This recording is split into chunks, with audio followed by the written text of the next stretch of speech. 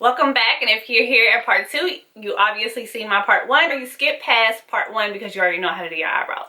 Applying foundation. It's the simplest things. It's probably going to take you less than 5 minutes to do so. So what you'll need right now is your foundation brush if you don't use a beauty blender, and mine's is kind of dirty, and your foundation. I use NARS, but I'm not going to use NARS today. And also any type of moisturizer to moisturize your face, or a primer if you want to use a primer, moisturizer, whatever kind. So I'm gonna use my primer first, and this is from Maybelline.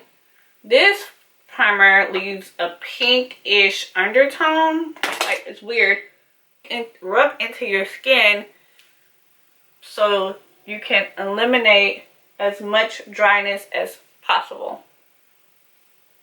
So I've done that, so now I'm going in with my oil. If you don't have oil, skip past this part, but you need some type of moisturizer. If it's lotion, whatever you use it. I don't care if you have oily skin, you still need moisturizer.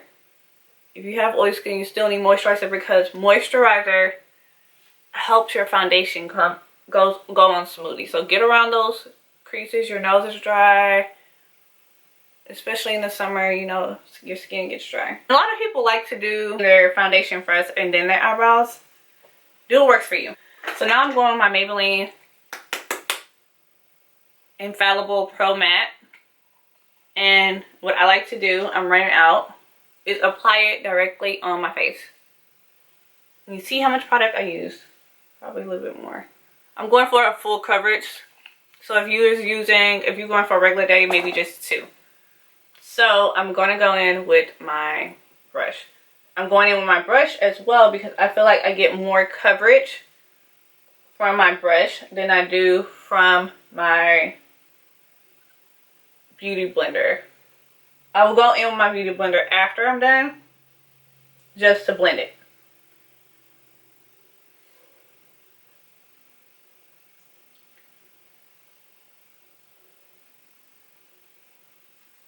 You see how I'm stippling in the foundation?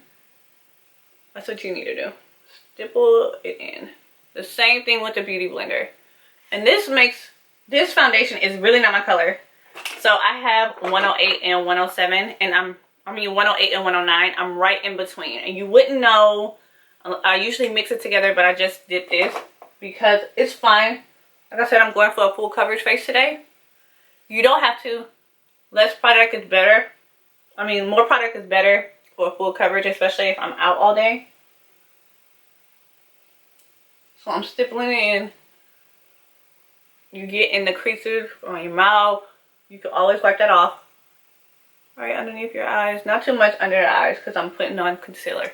See? Full coverage. Little blemishes, not too much. If you want to hide more, you apply more. If you want to show more, you apply less. Especially if you're not trying to go to work or something like that. So now that that's in, I can go in my beauty blender, the bottom, and just blend it more if you feel like you didn't get the job done. You should look in the mirror and see if you have any spots missing. Some spots are darker than the other, then you'll go back and add more product.